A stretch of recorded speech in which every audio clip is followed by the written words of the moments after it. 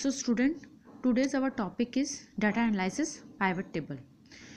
Pivot table क्या है?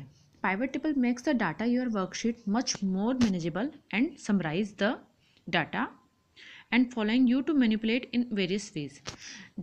Pivot table जो होती है हमारे डाटा को मोर मीनिंगफुल मतलब मोर वो समझने लायक और समराइज उसको छोटा करके समराइज करके हमको मैनिपुलेट करके हमारे सामने शो करती है अलग अलग वेज में.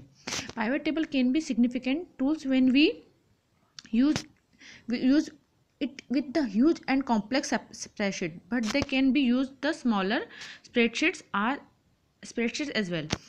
जब हमारे पास में बहुत बड़ी स्प्रेडशीट्स होती है मतलब बहुत बड़ा डाटा होता है तो हमको उसमें से कुछ पर्सनल या कुछ छोटा निकालना होता है तो हम इस पाइवट टेबल के थ्रू उसको इजी गोइंग निकालते हैं.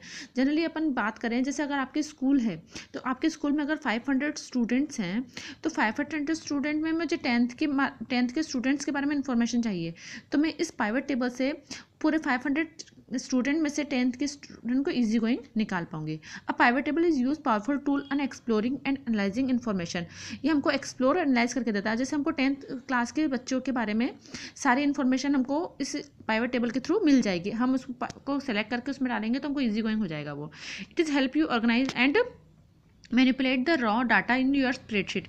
ये हमको मैनिपुलेट करके हमारे मतलब की चीज़ हमको निकाल कर देता है. With A pivot table you can suitable drug and drop columns of your data different areas of table generated analytic report. ये हमको अलग अलग डिफरेंट तरह के एरियाज में से हमारी इन्फॉर्मेशन निकाल कर ईजी गोइंग निकाल कर दे देता है.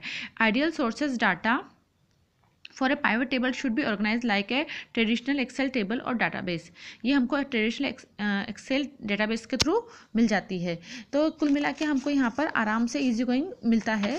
सारा डाटा इन्फॉर्मेशन इजी गोइंग मिल जाती है. अब हमारे पास नेक्स्ट टॉपिक है creating A and editing pivot table. हम डाटा पाइवट टेबल को किस तरीके से एडिट करेंगे या टेबल को हम किस तरह से जनरेट करेंगे. ठीक है, तो on the insert ribbon tables group click on the pivot table. सबसे पहले हम इंसर्ट टेबल में पाइवट टेबल को क्लिक करेंगे. चूज द टेबल और range option when the operated pivot table. हम उस रेंज को सिलेक्ट करेंगे. जैसे मैंने तुम्हारे 10th क्लास के रेंज को सिलेक्ट किया, 10th क्लास के बच्चों के मुझे सारी इन्फॉर्मेशन मिले तो मैं उसको सिलेक्ट करूँगी उस रेंज को. Option when the create pivot table dialog box. हम इस डायलॉग बॉक्स में यहाँ पर इन्फॉर्मेशन लिखेंगे कि हमको क्या चाहिए. Once you select your data source can you choose to place your pivot table in your existing worksheet और न्यू वर्कशीट. उसके बाद हम पता करेंगे कि हमको जो हमारी वर्कशीट दे रखी है, जनरली जैसे ये हमारी वर्कशीट है तो हमको इसके साइड में ही चाहिए या हमको न्यू वर्कशीट चाहिए. ये हम क्रिएट कर सकते हैं. हम चाहें तो उसको न्यू में कर सकते हैं और हम चाहें तो उसको एग्जिस्टिंग वर्कशीट में क्रिएट कर सकते हैं. Click okay on the create your pivot table. उसके बाद हम ओके पर क्लिक करेंगे, देन हमारा पाइवट टेबल क्रिएट हो जाएगा. Ensure that the area no empty rows of columns and that every columns of data has be unique label.